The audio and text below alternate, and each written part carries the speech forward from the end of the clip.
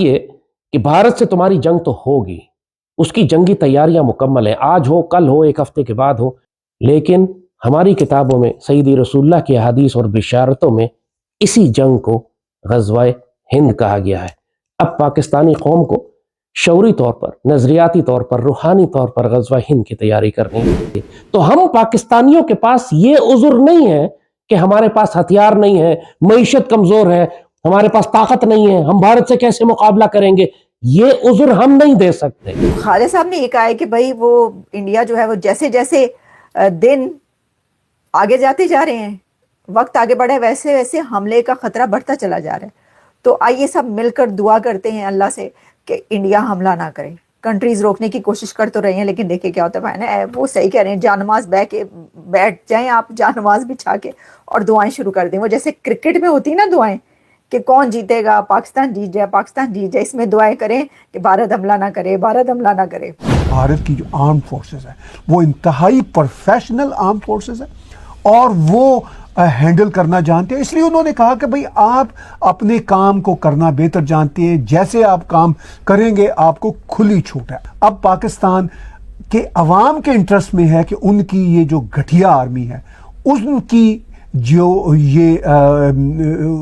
जो स्ट्रेंथ है वो टूटे, ताकि पाकिस्तान की अवाम ट्रू डेमोक्रेसी को आगे ले जा सके और पाकिस्तान आर्मी की जो दहशत गर्दी खुद पाकिस्तानी अवाम के ऊपर सुबह शाम होती है उससे उनको निजात मिल सके।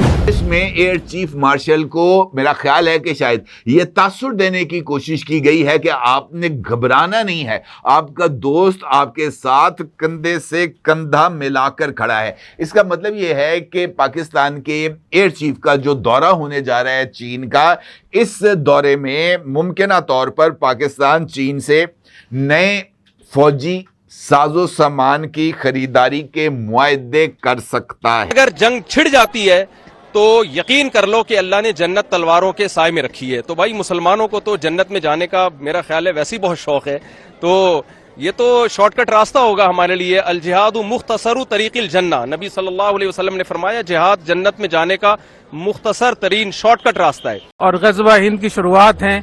अल्लाह ताला हमारी अफवाज को, कर्नल साहब को वजह खैर अता फरमाए।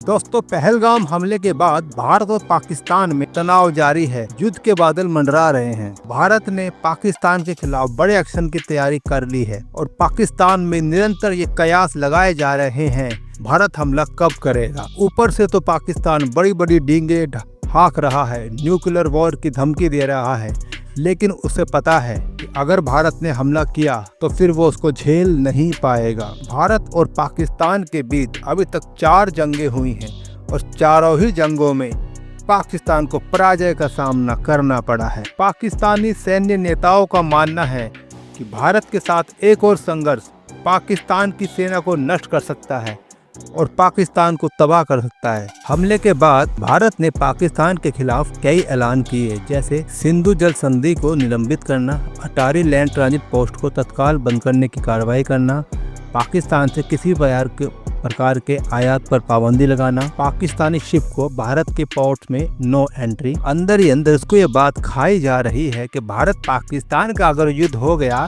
तो वो कैसे सरवाइव करेंगे। वो कभी चाइना के सामने, कभी मलेशिया, कभी तुर्की या अन्य मुस्लिम देशों के सामने वो गिड़गिड़ा रहा है। और पाकिस्तान के धार्मिक और कट्टरवादी संगठनों ने भारत के खिलाफ जिहाद का अनाउंस कर दिया है और इस ग़ज़वा हिंद के लिए वो चाइना जैसे काफिर देश का भी मदद लेने से पीछे नहीं हटेगा। ये भी अजीब ही कहानी है भाई। आइए देखते हैं इस समय किस तरह का माहौल बना हुआ है। ये रात को बम फोड़ते हैं और सुबह कहते हैं आइए जी चाय पिए, अमन की बात करते हैं। ये अमन की आशा के ड्रामे इन्होंने रचाए हैं ऑलवेज।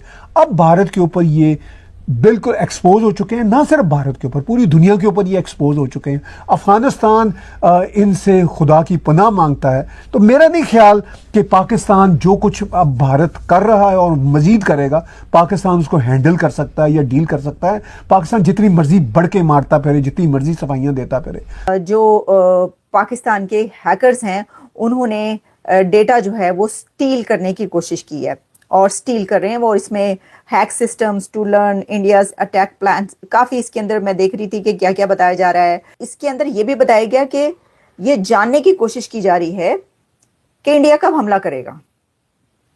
مطلب ہیکرز کیا جو یہ اٹیک ہے, جو یہ پلان ہے, اور کوشش کر رہے ہیں وہ یہ جاننے کی کوشش کریں بھائی کہ کب کرنا ہے حملہ, آپ نے حملہ کب ہوگا, یہ جاننے کی کوشش کے لیے ہیکرز بھی کوشش کر رہے ہیں. ہیکرز کریں, ان کی ساری جو کمپیوٹر چھانیں اور دیکھیں کہ ان کا کیا پلان ہے, یہ کس دن حملہ کریں گے. اتنی بے چینی بڑھ گئی ہے, آپ لوگ حملہ ہی نہیں کر رہے. اور انڈیا کی جو اس وقت انہوں نے جو وکرانت اور وکرم آدتیہ جو ایئر فورس یہ جو ہیں کیریئر پلین کے جو جہاز ہیں, بحری بیڑے ہیں, یہ جو انہوں نے تیار کیے ہیں, اس کے مقابلہ کرنے کی پوزیشن میں آ جائے گا پاکستان.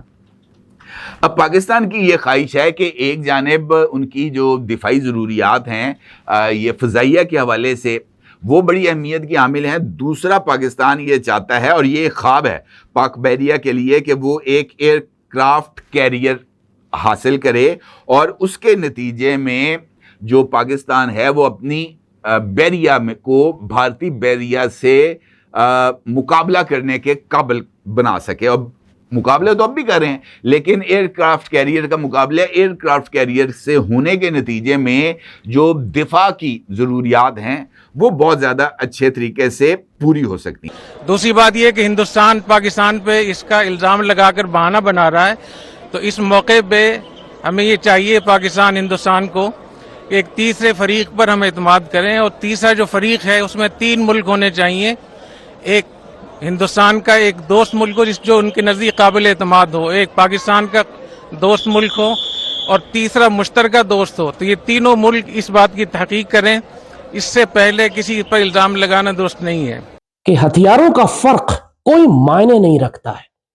حماس کے مجاہدین ایک جانب, بے سر و سامان ایک مہاجر کیمپ میں بسنے والے نوجوان طالب علم, اور دوسری جانب دنیا کی کئی ایٹمی طاقتیں اپنے پوری جنگی جنون کے ساتھ ان پر حملہ آور ہیں. اس کے باوجود مزاحمت ہو رہی ہے.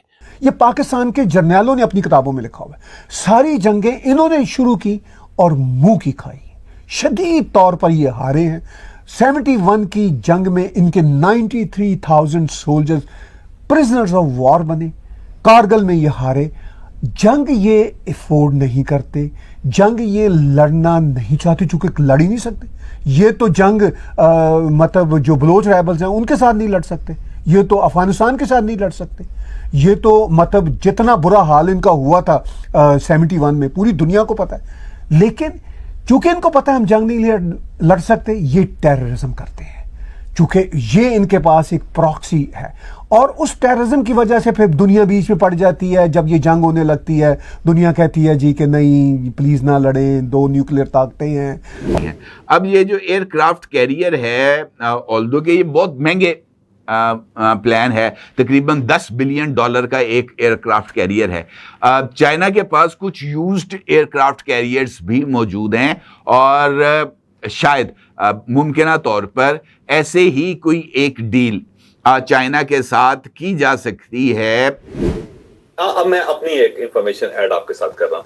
یہ جو پاکستان کی فضائیہ نا ایئر فورس ہے, اس کو 48 گھنٹے کا ایج حاصل ہے انڈیا کے اوپر. اچھا, یعنی شروع کے 48 گھنٹے جو ہے نا ہم انڈیا کو ہلنے نہیں دے سکتے, اور جو ایئر وار ہوتی ہے اس کے اندر 48 گھنٹے بہت ٹائم ہوتا ہے, بہت بڑا ٹائم, بہت بڑا ٹائم ہوتا ہے 48 گھنٹے. اور 41 گھنٹے تو جاوید چودھری صاحب کہہ رہے ہیں ہم انڈیا کو ہلنے نہیں دیں گے.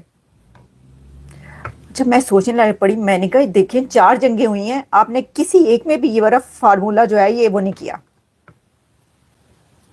کوئی پریکٹس نہیں کیا آپ نے یہ والا فارمولا, ہلنے ہی نہیں دیا. وہ ہلتے رہے, 4 جنگوں میں ہلتے رہے وہ.